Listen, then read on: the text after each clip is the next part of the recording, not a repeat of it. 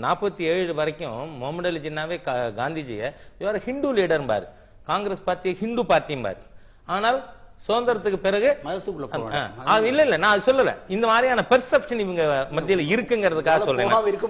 இல்ல இல்ல உண்மையை பேசணும்ல, அதோட இல்ல அவர் நண்பர் சொல்றாரு. இப்ப 47 போறீங்க இல்ல, அவர் என்ன சொல்றாரு, நான் ஜெயிக்கிறேனோ ஜெயிக்கலையோ இல்ல, இவர் சொன்னதை சொல்றேன்னா. இப்ப ஒரு விஷயம் சொன்னார், ஜின்னா சொன்னாரு இவர் இந்து தலைவர்னு. பட்டமேஜ் மாநாட்டுக்கு காந்தியடிகள் போன போது அவர் பேச தொடங்குற போதே இந்து மகாசபை இவர் அம்பேத்கர் சொன்னாரு இவர் இந்து பிரதிநிதி, எங்கள் பிரதிநிதி அல்ல. உடனே இந்து மகாசபை உறுப்பினர் சொன்னாரு இவர்கள் இந்துக்களுக்கான பிரதிநிதி அல்ல.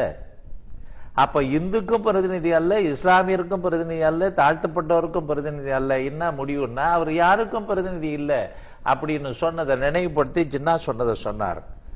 காந்தியடிகள் யாருக்கு? இந்துக்களுக்கு இல்லை, இந்த மண்ணில் பிறந்தவர்களுக்கு பிரதிநிதி, இந்தியாவில் பிறந்தவர்களுக்கு பிரதிநிதி. இந்து மதத்தை காத்திருக்கிறார், மறுக்க முடியாது. இஸ்லாமிய மதத்தை காத்திருக்கிறார், மறுக்க முடியாது. கிறிஸ்துவ மதத்தை காத்திருக்கிறார், மறுக்க முடியாது. அப்படி அனைத்து மதங்களையும் காத்த ஒரு மகாத்மாவை மிக பெரிய படுகொலையை செய்கிற போது அது ஒரு துராத்மாவாக நின்று செய்துவிட்டு இன்றும் நியாயம் பேசுவது என்ன தர்மம்?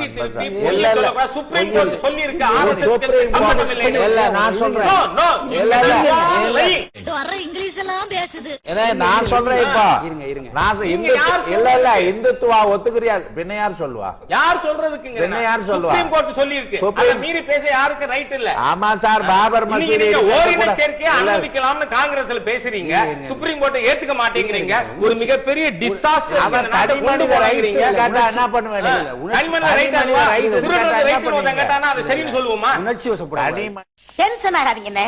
less tension more work, more work less tension. அப்படி இல்ல, பொய்யே பேசணும். விவாதத்துக்கு சம்பந்தம் இல்லாத பொய்யை தவறு இல்ல. நான் சொல்றது பொய் இல்ல, வரலாற்று பூர்வமான விவாதங்கள். இது வரலாற்று சொன்னீங்க இல்ல இல்ல, இப்ப நான் சொன்னீங்க, நீங்க சொன்னீங்களே காந்தியடிகள் இந்து பிரதிநிதி. நான் சொன்னேனா? ஜின்னா சொன்னார் இல்ல இல்ல இல்ல, ஜின்னா சொன்னார் சொன்னார்னு சொன்னீங்களா இல்லையா? இல்லைங்க. அடங்கப்பா, விவாதத்தில் நான் இதுவரை பேசவில்லை. நீங்க தொட்டதுனாலதான் இல்ல இல்ல, நீங்க இல்ல அதுக்கு என்ன சொல்ல போறீங்க? இந்த விவாதத்தில் நான் காந்திஜி ஜின்னா பற்றி பேசவே இல்லை. பயங்கரமான கல்லூரி மங்க புரியும்படியா கேப்டா பேசுங்க. நான் வேணா ராஜா இந்த விஷயத்துல இப்பதானே இதே நிகழ்ச்சியில தானே அந்த எழுந்து கூட நம்ம யாரும் போகல, நீங்க தொடாதீங்கன்னு கூட உங்கள்கிட்ட சொன்னேன். ஏன்னா நீங்க 47 வரைக்கும் முகமது அலி ஜின்னாவே காந்திஜியை இவர் ஹிந்து லீடர் பாரு, காங்கிரஸ் பார்ட்டி ஹிந்து பார்ட்டியும் பாரு. அப்புறம் நான் உங்ககிட்ட விளையாட்டா பேசுற பூரா நீங்க நம்பிட்டீங்க. கொஞ்சம் அமைதி. ஜின்னாவைய சேர்த்து என்ன சொன்னீங்க? எதுக்கு இப்ப என்ன சொன்னீங்க அதை சொல்லுங்க. நான் விவாதத்தில் இந்த சப்ஜெக்டை கொண்டு வரலையேங்க. ஐயோ ராமா, என்ன ஏன் இந்த மாதிரி கரிசன பசங்களோட எல்லாம் கூட்டி சேர வைக்கிற? இது அனாவசியமா பேசி பிரயோஜனம். நீங்க திருப்பி திருப்பி திரும்ப திரும்ப பேசுற நீ, திரும்ப திரும்ப பேசுற நீ, திரும்ப திரும்ப பேசுற நீ. ஏன் அதை தொடங்குனீங்க? நான் தொடவே இல்லையே. நீங்க தொடவே இல்ல. என்ன ஆவாங்க? இப்ப தேர்தல் முடிவுகள் தான் நிகழ்ச்சி மையக்கரு. இல்ல சுருக்கமா இல்ல, நான் சொல்லிடுறேன். நீங்க இந்த அடாவடித்தனம் தான் இன்றைய அரசியல் தேர்தலில் அவர்களுக்கு வெற்றியை தேடி கொடுத்ததாக நினைக்கிறார்கள். இன்னைக்கு கடுமையான அடாவடித்தனம், கடுமையான பொய்ய திருப்பி அங்க போகாதீங்க.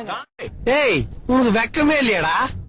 நீங்க பேசுறது ஜின்னாவையும் காந்தியடிகளையும் சேர்த்து பேசுறது, நீங்க சொல்றத நான் சொல்லலன்னு நீங்க சொல்றீங்கன்னு சொன்னா இப்ப இந்த நிகழ்ச்சியை பார்த்துட்டு இருக்கிற லட்சோப லட்சம் மக்கள் என்ன நினைப்பார்கள் அப்படின்றதுக்கு நான் வரேன். இது ஒன்றே இவர்களை பற்றிய சாட்சி என்பதோடு நான் நிறுத்திக்கிறேன். இல்ல நீங்க ஜின்னா காந்தி பற்றி அந்த மாதிரி சொன்னது என்பது இருக்கிறது என்பதை கூட நான் இங்கே பதிவு செய்ய விரும்புகிறேன். ஆனால் இதற்கு முன்பாக இதை பற்றி நாம பேசல. இந்த மாதிரி சல்லவாரி பயிலுக்கெல்லாம் பஞ்சாயத்து பண்ண கூப்பிடாதீங்க. ஏன்னா நீங்க 47 வரைக்கும் முகமது அலி ஜின்னாவே காந்திஜியை இவர் ஹிந்து லீடர்.